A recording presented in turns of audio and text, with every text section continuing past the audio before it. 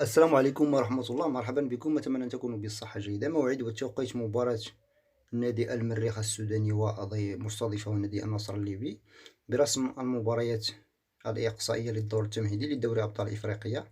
قبل ذلك من فضلكم لا تنسوا الضغط على زر الاشتراك في القناة ولايك للفيديو وفعلوا الجرس.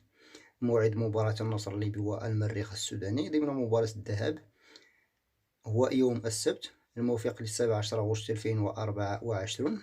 بداية اللقاء سيكون إن شاء الله في تمام الساعة 5 بتوقيت بلدان كل من تونس والمغرب والجزائر، الساعة 6 بتوقيت الليبي والسوداني. أما القناة الناقلة للمباراة هي قناة الرياضية الليبية المفتوحة على قمر نايل سات وعرب سات.